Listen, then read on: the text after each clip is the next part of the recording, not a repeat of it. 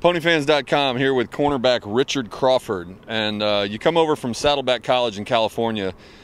Compare for a minute the differences between training camp here under June Jones and the training camps you went through at Saddleback. Well, the ones at Saddleback are a lot harder, to be honest, a lot longer. These are more crisp and efficient. Like we were about that at Saddleback, but it was a lot longer practice, and we were hitting people during camp to see who can tackle and who couldn't tackle. But here it's just about flying around to the ball and working on your tackling technique to be a better tackler. So I think it's a lot more efficient here than it was at my JUCO. What about the learning curve of absorbing the defense? You know, comparing your first year in high school, first year at Saddleback, first year here, how's that learning curve going, and how comfortable are you now in the defensive system they have here? I'm really comfortable here. The system is a lot easier than what I've had to do in the past. The hardest learning curve I have to say, though, when I went to JUCO, because I used to play rover safety when I was in high school, so I switched to corner, so it was like a new transition of playing off man, press man, all the other stuff, because I had the ability to do it. But here is just simple. You have this, you have that, so it's a lot easier to do when you have that type of understanding.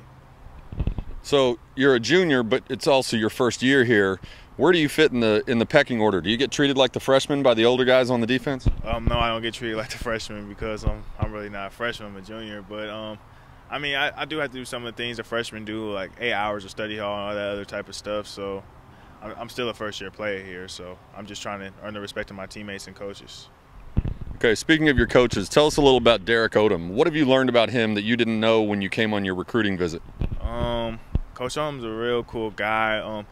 He's a little bit tougher on me than most people because this is my first year here, and they're asking a lot of me to go into the first game as a starter. So he's a lot tougher on me about things that he's not tougher on people about. So that's one thing I did learn about him, that he was going to be a little bit more tougher on me than I expected him. But I'm actually grateful for it because it's making me a better player, and I made more plays during here in practice, and hopefully it transitions over to the game.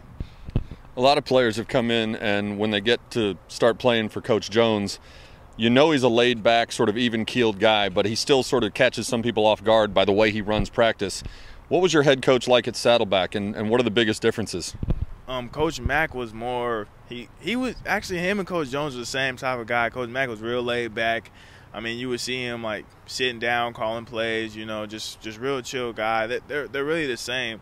Coach Mack wants repetition, though. He wants it over and over again. Like, him and Coach Mack are the same guys. That's why I could see why Cole Brennan fit in Coach Jones' system at Hawaii, because like he came from the same type of coach pretty much, so he understood what he was doing.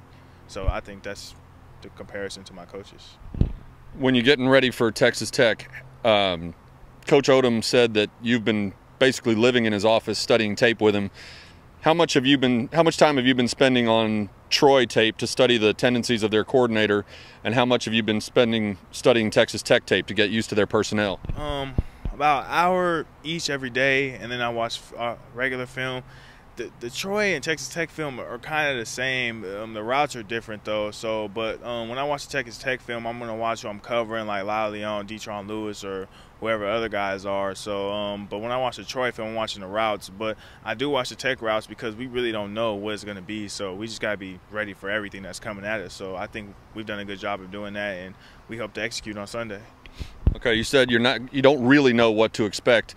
Is this a game where you have to sort of go in, just play your base package and adjust on the fly? You can't really have a defensive game plan, can you? No. Yeah, that's what we plan to do. We're just gonna run around pretty much. When you run around, good things seem to happen. So we're just gonna basically start out on base, and whatever they start doing, we're gonna adjust. Coach Mason's a good coach at doing that. He stresses to us being a mastermind situations, and that's what we're trying to do. Understand situations, so he's putting us in all situations possible that they could do. So I think we're going to be ready. Going into camp, the Red Raiders had a bit of a quarterback battle going on, and Steven Sheffield was the more mobile, scrambling guy. Taylor Potts, who ended up getting the job, is more of a stay-at-home, drop-back kind of passer. Which is easier for you to defend, or do you have a preference? Not really a preference, because for secondary, we're just going to be in coverage no matter what the deal is. But they're both good quarterbacks. I actually expect to see both of them because Sheffield brings that running aspect, and he can throw, and Potts is a pocket passer. I just expect to see both of them. Even though they announced Potts to starter, we've been preparing for both of them. So we're going to be ready on Sunday. With Coach Leach leaving Texas Tech after last year, some people have the assumption that they're not going to throw the ball nearly as much, but Coach Brown, when he was at Troy, they put the ball in the air an awful lot. What kind of balance do you expect between run and pass from the Red Raiders? About 53% pass, 47% run. That's what their balance is. When he was at Troy, it's just that it's somewhere around there. It's just that they have run so many offensive plays. It looks like they're a pass-heavy team, but they do run the ball. And we expect Batch to get over probably like 15, 20 carries. So I think we'll be ready for all that, to be honest. When you look at the Texas Tech tape in your scouting, which receivers do you expect to be matched up with, and who looks particularly impressive to you? I expect to be matched up against Lyle Leon, Detron Lewis, the other two guys they have. But I think mainly Leon's the outside receiver, and Detron Lewis, he's real impressive on film.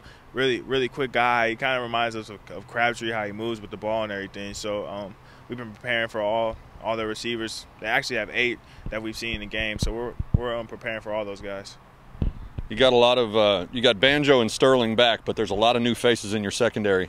How confident are you going in to your opener against a big team in front of a big crowd like that with a lot of new faces? I don't look at it as a big team. I look at it as playing football, and we've been preparing here, and I believe that we have like the best group of receivers around. So we've been preparing with those receivers. So I think the game is going to be the same as practice. As long as we've been doing what we do in practice, I think we should be fine. The 2 new faces, Ryan knows everything that he's doing, and it's a helpful thing to me too. I pretty much know everything I'm doing too, so we're not going to have any mental busts or anything like that. Hopefully we won't have any mental busts. We shouldn't, but we're going to be ready for Sunday. We'll make sure of that.